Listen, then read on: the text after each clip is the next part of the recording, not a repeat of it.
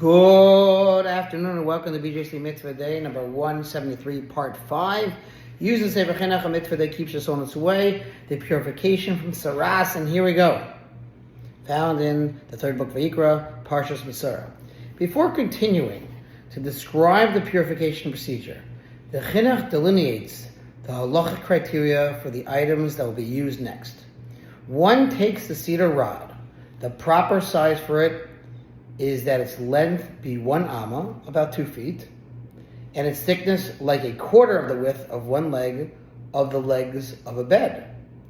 The azov that is used must be of the species that has no modifying name, and it should not be shorter than a tefach, about the size of a fist. The crimson wool should have at least the weight of a shekel, and if one tested the dye before dyeing the crimson wool, one disqualifies the remaining dye in the vat.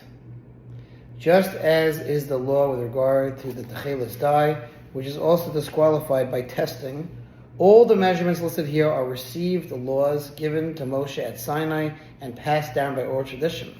One takes, along with the 3 items listed above, the remaining live bird.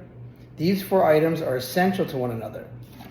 Each is an essential component of the procedure, and lacking any of them would invalidate the entire procedure.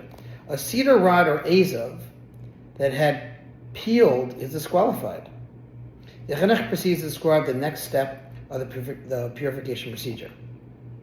He then wraps the azov along with the cedar with the strip of crimson wool and brings the bundle into contact with the edges of the wings and the tip of the tail of the live bird, and dips the 4 of them into the water in the vessel and into the blood that is on the water.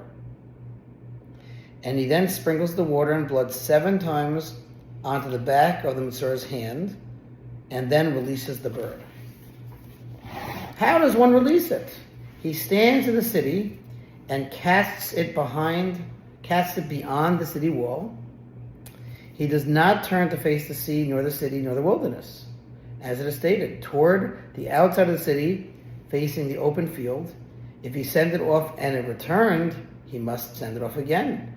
And he must do repeatedly, even if it came back 100 times.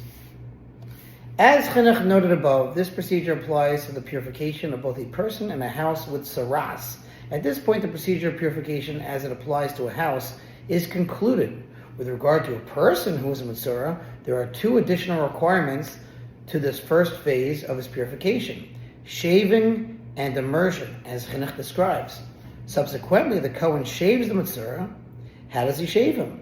He draws a razor over all his flesh that is plainly visible, including even the armpits and the pubic hair area and the rest of the body, until he is made to be as smooth as a gourd. As it is stated, he shall shave all of his hair. If so, why is it stated his head, his beard, and his eyebrows? Why is it necessary to detail these places if the verse already instructed to shave all his hair? They are detailed specifically to include anything similar to them, all hair that is plainly visible, and to exclude hair that is inside the nose, since it is not plainly visible. Whoa, okay. We will continue. We'll plug it along, folks. To sponsor future mitzvah 36, 100 for the gold. Have a wonderful day.